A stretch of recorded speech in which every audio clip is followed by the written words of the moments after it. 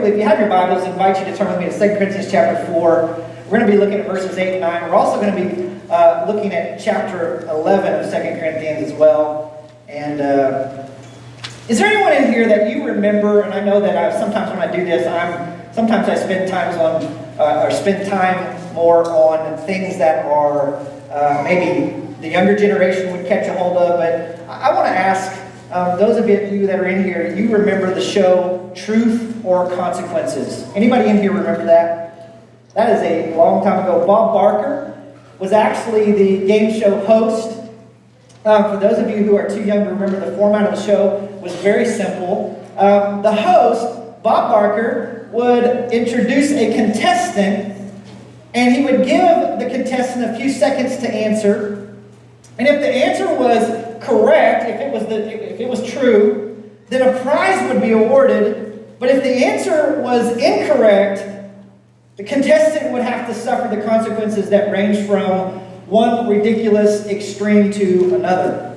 Perhaps one of the reasons for the popularity of the show, a lot of times they would show the audience, and they would show their reactions to some of the things that were happening. It was just a wonderful reaction from the audience. Aside from it just being hilarious consequences, is that viewers would sense a familiar parallel with life. They would sense a, boy, I'm glad that's not me moment. The last one I saw, I remember seeing, was a guy on a unicycle, and he was having to ride this unicycle that was like 10 feet tall. I mean, and so they were having, can you do this? One of your consequences, if you can't answer the question correctly, you have to ride this unicycle. And they showed him trying to ride it, and the guy ended up turning out to be a real unicycle rider. But anyway, I open with this particular illustration because generally speaking, our society is built on the idea of rewarding what is true or good and punishing what is false or bad. That is the way it's supposed to be anyway. Now, we know that in our day, that right has become wrong more than ever before. Wrong has become right more than ever before. But to show you what I'm talking about, let's just take, for example, driving a car. I mean, for example, generally speaking, if you stay within the speed limit and you obey the other traffic rules, you are awarded with the privilege of driving whenever and wherever you want. Not completely whenever, wherever, but if you hurtle down the highway and you put others at risk, and you get punished with a ticket or you even lose your license, there are certain repercussions for being a moron. How many of you know what I'm talking about? Amen? So, well, in this particular case, I mean, like so many other examples of life, rewarding what is good and punishing what is bad makes sense. It's fair, if you will. It's what we want life to be like. Unfortunately, though, how many of y'all know that life is not always fair? Life is not always a place where things are done exactly the way they should be judicially. And that's true of when we've been talking about this concept of what it's like to be a biblical neighbor. Now, truth is, the reality of neighboring in the lives of anyone who decides to put on Christ and go against our old nature, putting off the old ruler mentality that we've been talking about and putting on the heart of a servant, being a neighbor to people like Jesus said to do, you'd think that the results would be like the world says they are. I mean, when we think of looking at the idea of being charitable, the world says that we need to be charitable and it would make you feel good about yourself. I mean, to feel good about being charitable is a wonderful thing, and that you would be able to help those who are less fortunate than you, and that sounds great. But it also puts in your mind the ruler mentality. The idea of being better than other people. How many of you realize the level around the cross is very level?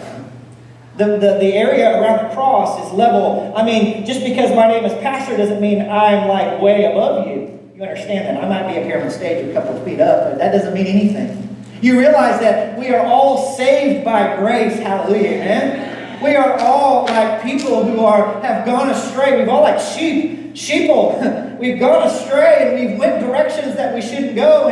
But the idea of being able to be charitable as the world would look at it, the idea of being able to look down our noses and view people who maybe are just a little lower than me, that's the idea. And Jesus is like, you know what? Servanthood is not about seeing yourself as being higher than someone else or being more fortunate or trying to look down your nose at someone you give money to. Or, in fact, I know people who give money simply because they don't want to feel guilty. I mean, they don't want to feel the guilt that's associated with not being able to give. And so that's how they make themselves feel better. But let me just tell you, servanthood is about putting yourself lower than others by deciding to see yourself as this little thing called a servant. And you think that neighboring, that servanthood, that doing that would give the person the feels. It would help us to feel good about ourselves. Pastor, I just want to serve people. I want to have the feel. I want to get a case of the feels. I want to help somebody out who's just not okay. I just love to get the feels. I just love feeling good because I give. Well, let me ask you a question. What if God asked you to do like TR said this morning, to give something that hurt? What if God asked you to do something that was beyond what just feels good? I mean, how many of you have ever given something away that it hurt to give that away? Anybody? Okay, wait a minute. I'm going to ask that one more time. How many of you ever had to give something away that it was painful to you? Raise your hand. Okay. Yeah. Okay. There's some people that are going to experience some joy as we step out into a place that actually hurts when we give. There's some exciting things that are going to be, I say, the feels are emotions and feelings. But let me tell you something, joy is a different animal. Joy is a thing that has nothing to do with the way we feel. But when we begin to give the way God says to give and begin to serve the way God says to serve, that's what nobody tells us. Sometimes serving people will actually cause you to experience negative circumstances. Sometimes serving will cause things to go in a way that you didn't see it going, and it will actually end up being a bad thing. So it happens, and it seems to be happening more frequently as society moves further and further away from God. And it really is just like Paul wrote. Look at it in Romans chapter 1, verse 18. He says this, Romans 1:18 says, "For the wrath of God is revealed from heaven against all ungodliness and unrighteousness of men, who by their," what? Let's everybody say that real loud. That by their unrighteousness, they suppress the truth. So unrighteous people are going to suppress the truth. And they will also suppress the person, sometimes even who carries the truth. I mean, did you know I can feel sometimes, I'm just saying this because this is just a practical thing. How many of you know that sometimes I can feel the spiritual warfare that happens in the middle of a message? How many of you know that? Did anybody know that? I have felt it before. Tony, you felt it before. TR, you felt it before. There's different people that in here have, Lee, you've probably felt it before, where you're giving something away and it's the gospel and it's going out there, but you can tell that there's spiritual warfare happening over people's souls. If you could just put on a set of glasses for a moment and look and see, and all of a sudden you can see all the demonic activity. Now think about that for a moment. You begin to look and you begin to say, what thing is pulling on us for our attention? You know, what thing is pulling on us for different things? And the bottom line is unrighteousness. People are going to, by their unrighteousness, they are going to suppress the truth. Spiritual warfare is very real when the gospel is going out. And so I'm just telling you, the ungodly will suppress the truth. And that's going to happen more and more. So as your pastor, I just want to warn you. I just want to prepare you. Your heart needs to be ready. It's not that neighboring as a servant won't do you any good. It's not that helping people and trying to be a neighbor as a servant won't help you grow. It's not even that neighboring as a servant won't help you feel good at times. I think it's a wonderful feeling sometimes. But giving back what God has so freely given us, we give it away, and it's wonderful. But let me just tell you something, it isn't for that. That's not what it's for. It isn't so that you can have a case of the fields. Instead, it's about becoming obedient to what Jesus said to do and seeing yourself as a servant. And to take this a little bit further, sometimes neighboring can just sometimes downright bring you trouble. How many of you know that? How many of you have ever decided you had to think about whether or not you wanted to get involved with someone because you know and you see where they're at, and maybe the heart of God is pulling on your heartstrings and saying, you know what, you need to do this, but you know inside of your mind that if you do this, it's going to actually bring you repercussions. How many of you have ever been there before? So there's this truth. In fact, it might even cause a person to have to endure some pretty unfair consequences. 1 Peter, turn there with me if you would, chapter 2. Peter was moved by the Holy Spirit to give us a couple of important reasons enduring unfair consequences as a result of being a good neighbor is important. In other words, there's reasons that enduring hardship while going ahead and deciding to neighbor, going ahead and deciding to see yourself as a servant, going ahead and deciding to lay yourself out there, there's a reason that's important. And the first important reason that you should realize to go ahead and neighbor in spite of how hard it might end up being the first one is you find favor with God. You find favor with God. You know what? God loves it when you see yourself as a servant. God loves it. Look at verse 18. Servants, be subject to your masters with all respect. There's a context for this, but not only to the good and the gentle, but also, listen to this, but also to the who? Who? Also to the unjust. In other words, the guy who comes after you and causes you all kinds of grief simply because your skin isn't the same color as theirs. I mean, go ahead and show love. Go ahead and show grace. Go ahead and show mercy to them, even when they don't deserve it. And he's actually dealing with this. Peter is actually having to explain this to people because the slavery was so bad. And that's not the only thing that he's talking about. It's not completely exactly the way it was in our culture now, or in our culture in the past. But verse 19 says this, "For this is a gracious thing when mindful of God, one endures sorrows while suffering unjustly. For what credit is it," verse 20, "when you sin and you're beaten for it, you endure?" I mean, what credit goes to you? You did something wrong. It's one thing if you do something stupid and you pay for it, he's saying. But if when you do good and you suffer for it, you endure, this is a gracious thing in the sight of God. Some of your translation says, this finds favor with God. I mean, listen, it's pretty natural when we are punished instead of being praised for doing something good to feel outraged. Did you just see them thumb their nose up at me? Did you just see what they did? Didn't they realize what I just did for them? I just helped them out, and then they just kind of thumb their nose back up at me, and, do they have any idea who I am? Don't they know who I am? How many of you have ever felt that way? How many of you have wanted to set somebody straight? And come on, this is an experiential church. Pastor TR just said this. How many of you have just wanted to set somebody straight? You tried to help them. You stepped out there. You did something for them. And then they turned around and basically just kind of maybe flipped you off. I don't know. Anybody ever had that happen before? It's like you're trying to give. And then there's this, something happens inside of you. And it's like, I think we want to be good stewards. And good stewards is important. But the deal is how many of you know that Jesus says, hey, even if you give a cold cup of water in my name, it's a good thing, amen? So, there's this spirit that can come over us, and do you have any idea? Even in the church world, this makes me sick. Do you have any idea who I am? I just helped you. You know what? You can't treat me that way. I'm a child of the King. Really? No, you're acting like a child of the devil. You know what I'm saying? Just saying,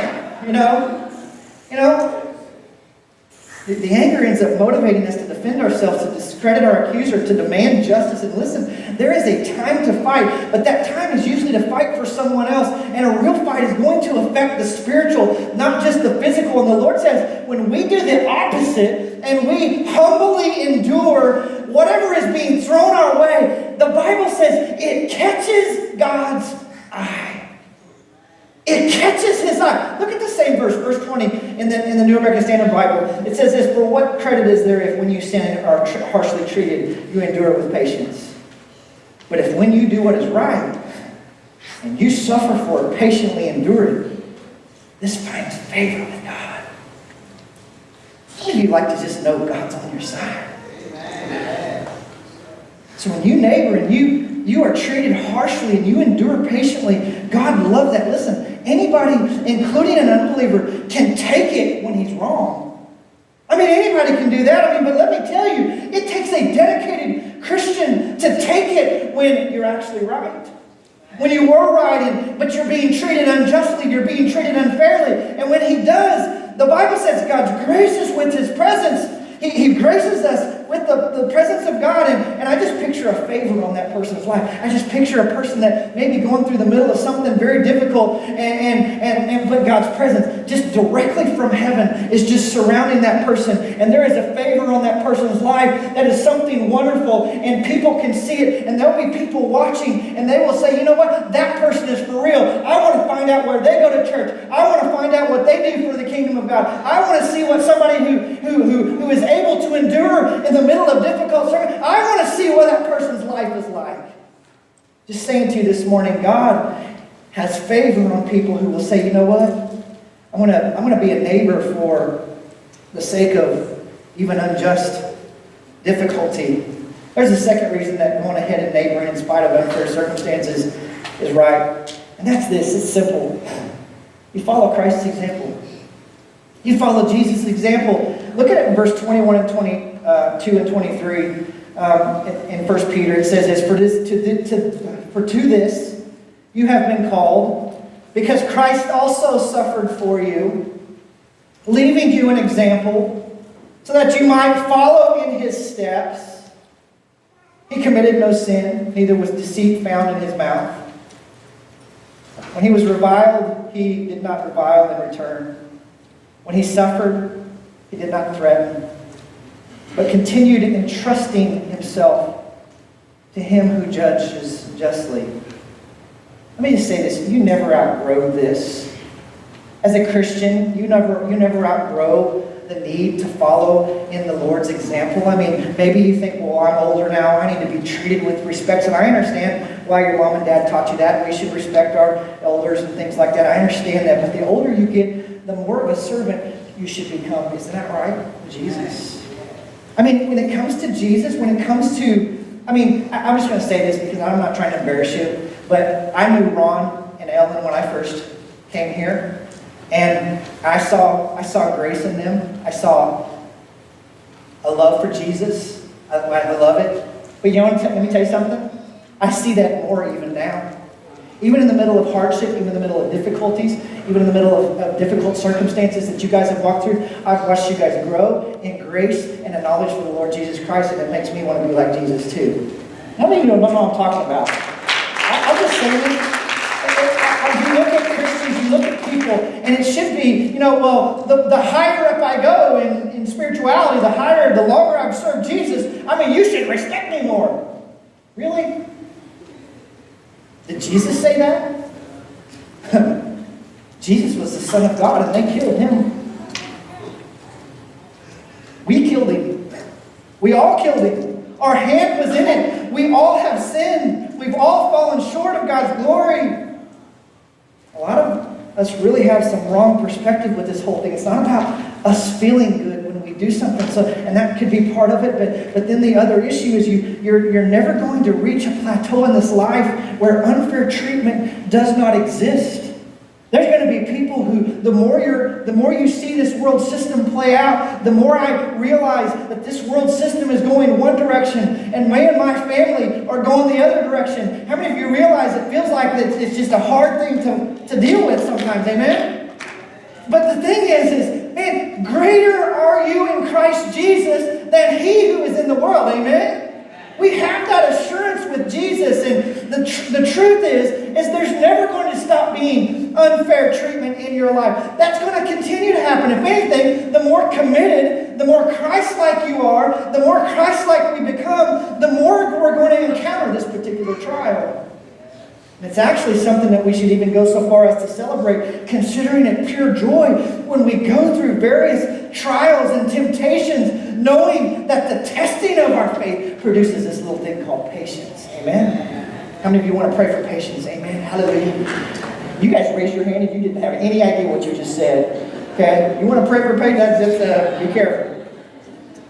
Paul had the same thing happen to him, and rather than providing protection for himself, he saw himself as a bondservant. He saw himself as a bondservant of Jesus Christ, which constantly exposed him to being mistreated.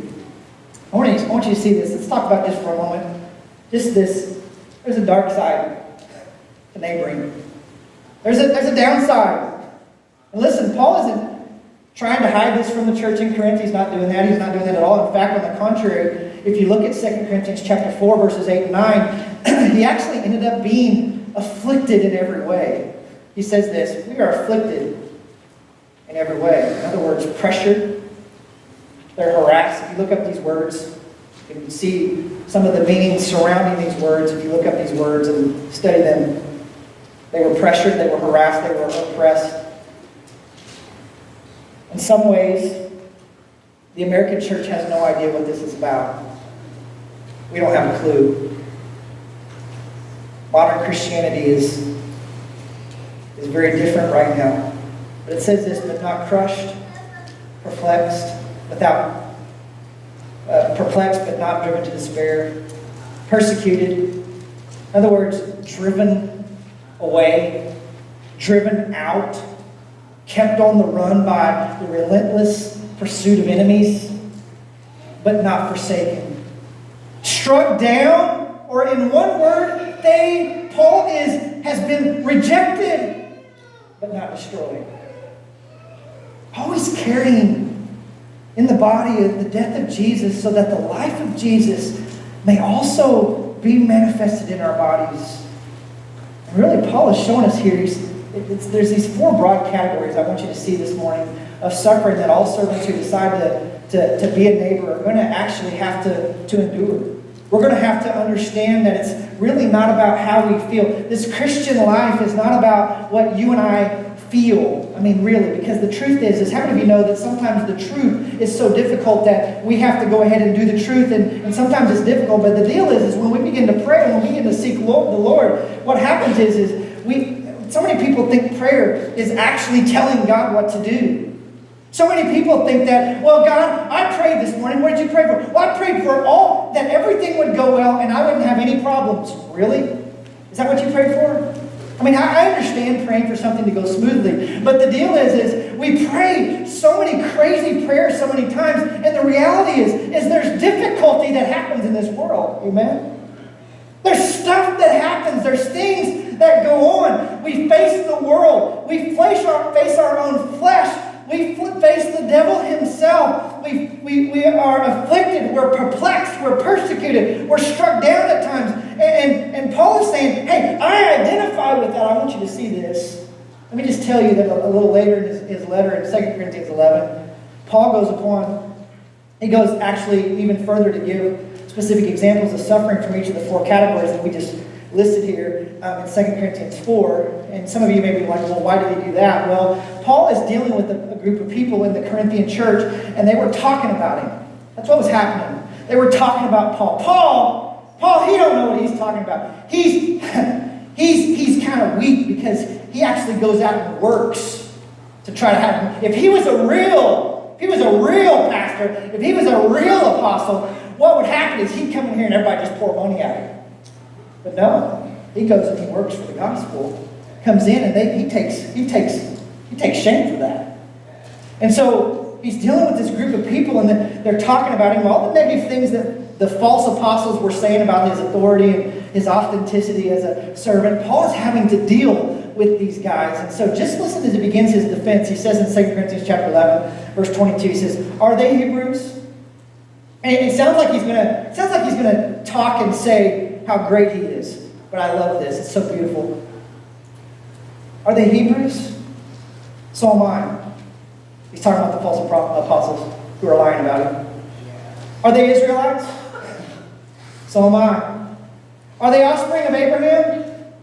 So am I. And with rapid fire questions, Paul is comparing himself to those who are going after him, and he's working his way up to this key issue. And then in a parenthesis, verse 23, are they servants of Christ, he says.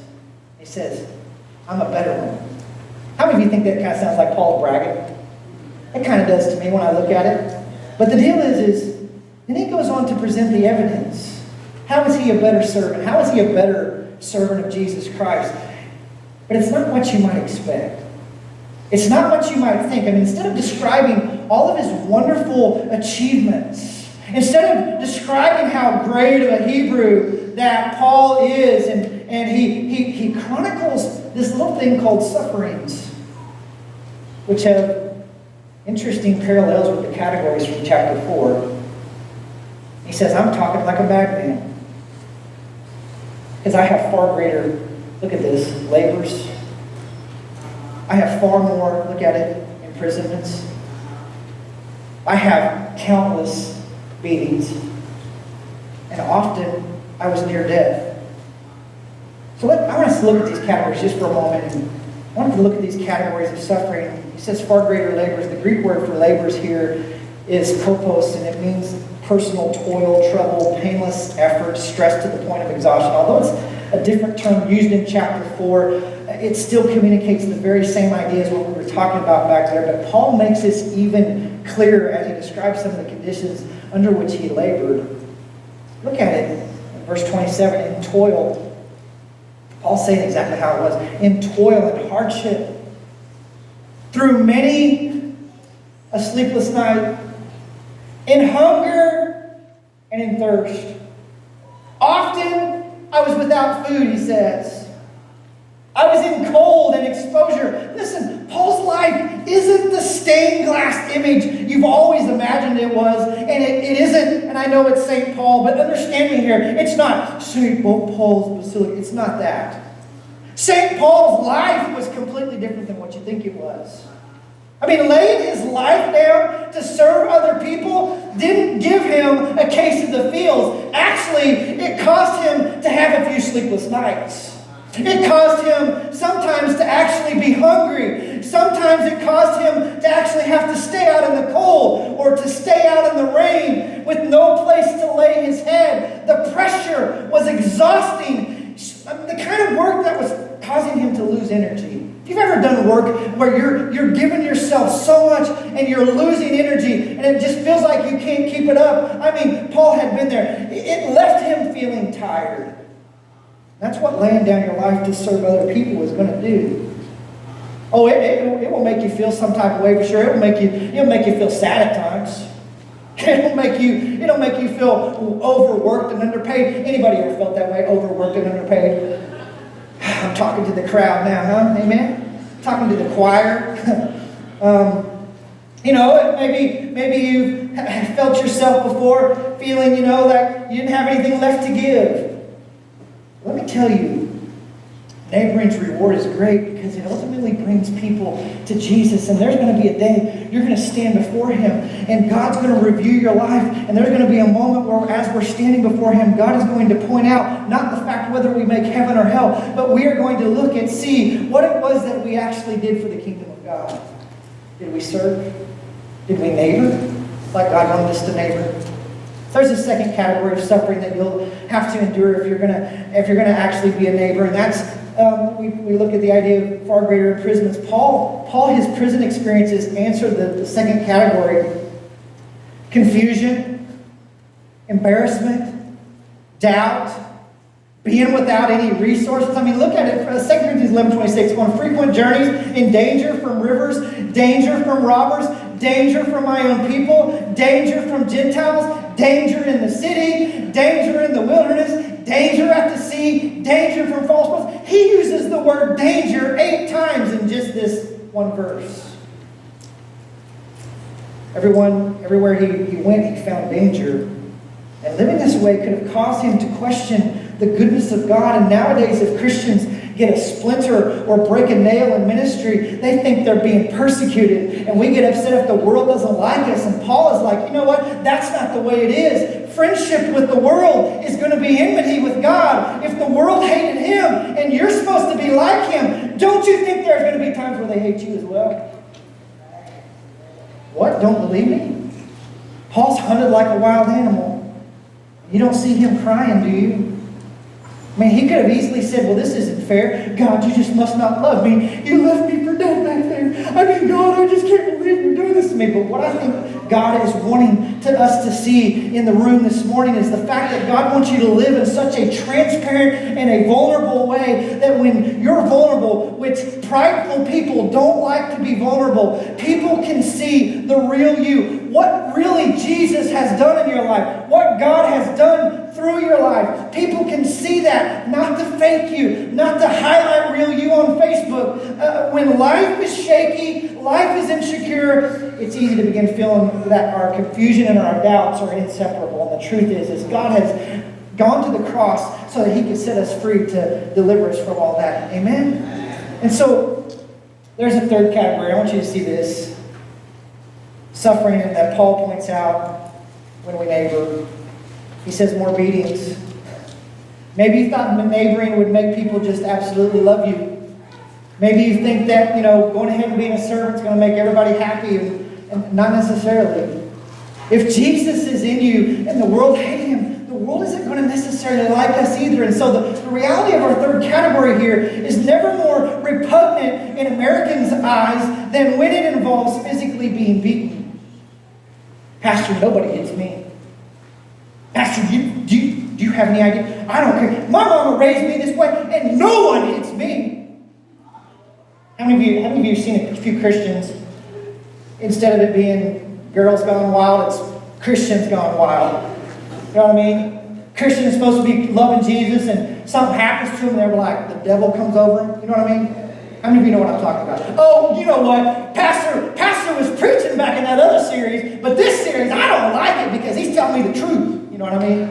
I'm just telling you right now, the truth is there's a bunch of people that like it, especially in Pentecostals, that like to jump up and dance and praise and shout and sing when everything feels good and you got goosebumps running down your neck. But the deal is when you hit the ground, the question is how straight you're going to walk.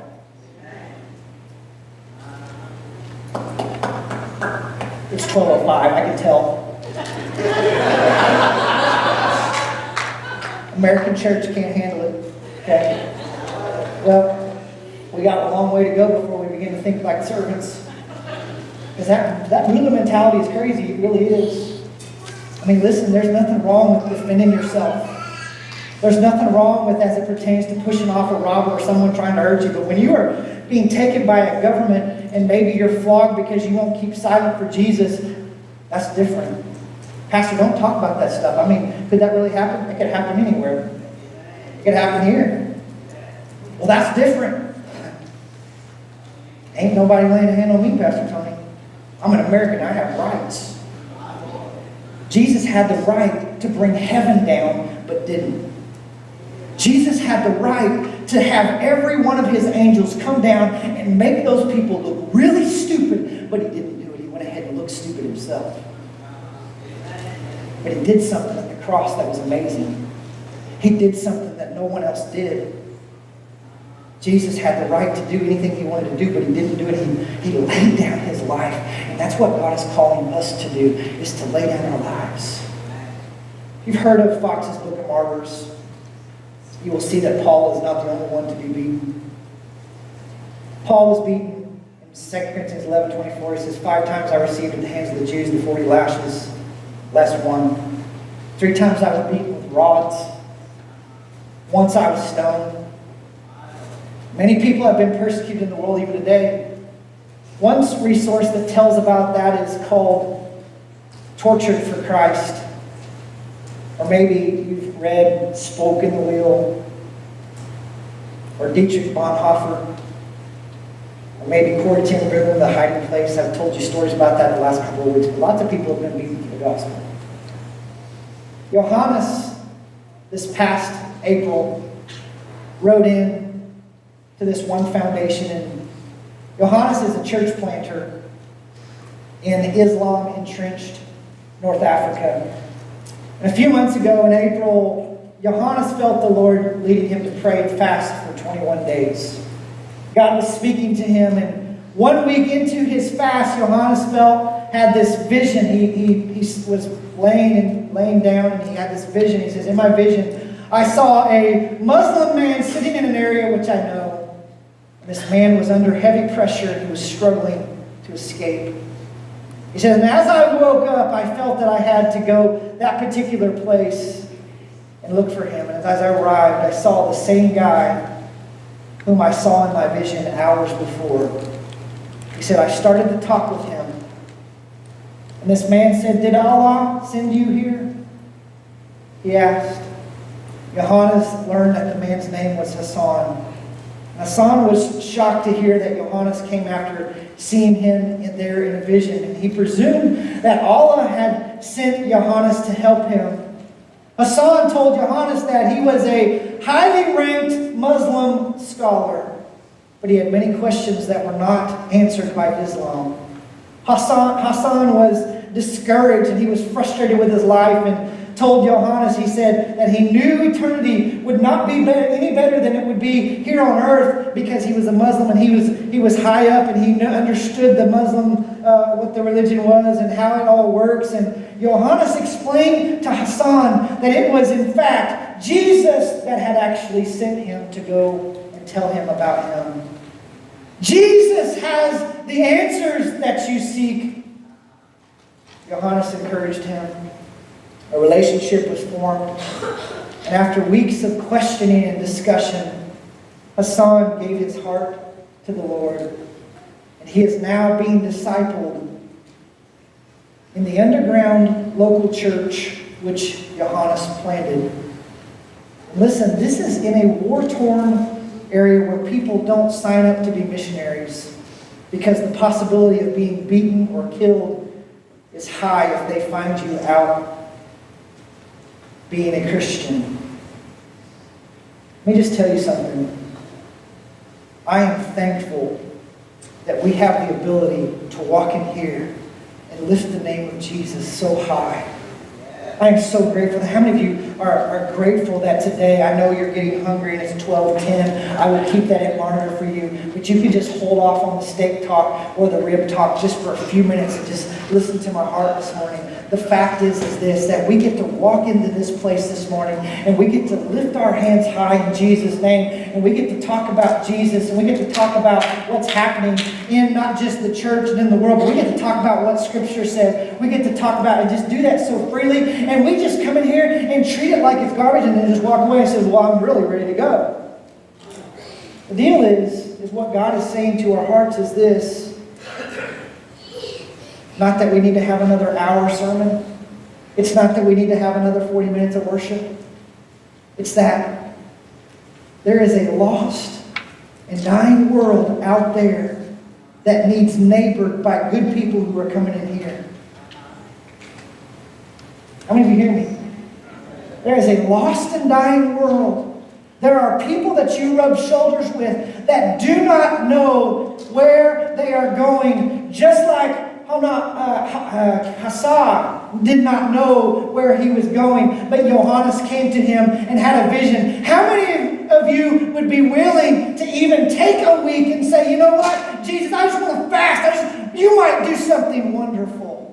I mean, what is it that causes the American church to think that we're going to grow our churches by having wonderful worship and wonderful people? What is it that causes us to believe that? The truth is when the church wakes up and says, you know what? Hey, if my people who are called by my name will humble themselves and pray and turn from their wicked ways and seek my face, then I will hear from heaven and I will come and I will hear their land. I mean, really? The American church needs to wake up. We're a part of the American church, are we not? We are. We're a part of the American church.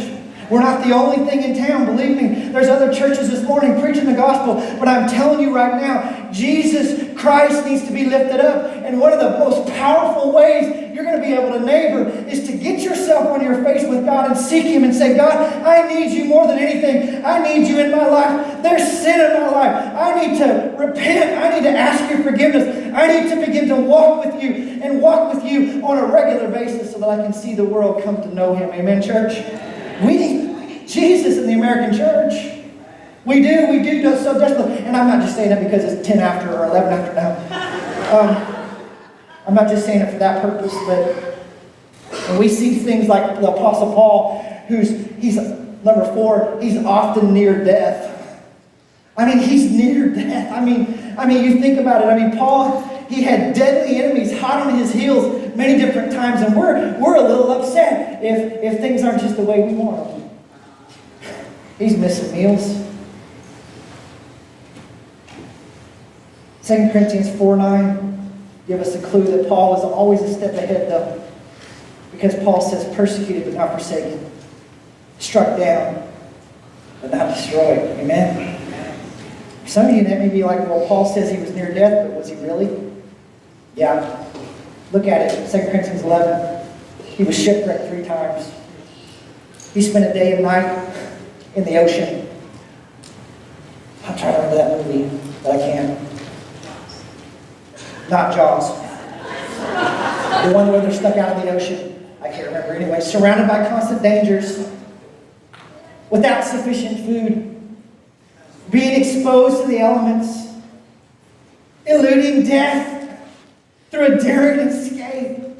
I mean, time and time again, you may say, well, I don't know what I would do with that. I mean, I just may not be, I just may not be close to Jesus then. Because I don't want to go through that. Well, who does?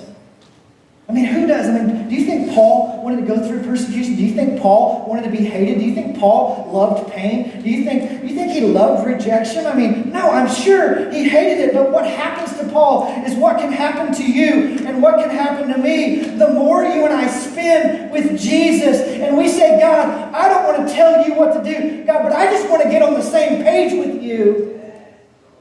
But we fill our time with just everything under the sun. We fill our time with whatever we can fill our time with. We fill it up to the brim so there's no more room for Jesus. The more you and I spend with Jesus in prayer, the time that we have seeking His heart, not just His hand, the more we spend doing that, the more His desires become our desires. Instead of having to try and power up so we can somehow manage to gain the power to do His will, you'll just naturally want to do His will because spending time with Him actually changes your own desires because you begin to see Him the way He needs to be seen, and that's high and lifted up. And so as servants, how do we cope with the harsh reality of mistreatment? What can help us endure? Letting Him conform our will, having His desires become our desires, that's how. This morning, if the band would come back, if you guys would come back and you just begin to play, there's a couple of reassuring truths to hold on to during unsettling times. And that's this. You say, you know what, I'm not so sure I'm sold out. I'm worried about whether or not Jesus has got my back. Well, let me just tell you something. Can I just say, Jesus is always, He has your back. If you do His will, He's going to have your back. Can I just tell you that? If you do what He's wanting you to do, nothing touches us that hasn't passed through the hand of our Heavenly Father. So whatever happens, we know that God has allowed it, or maybe that will either make it through it, or let me just tell you something. If it's so bad that you end up being killed, let me just tell you, don't you think that heaven's going to be wonderful?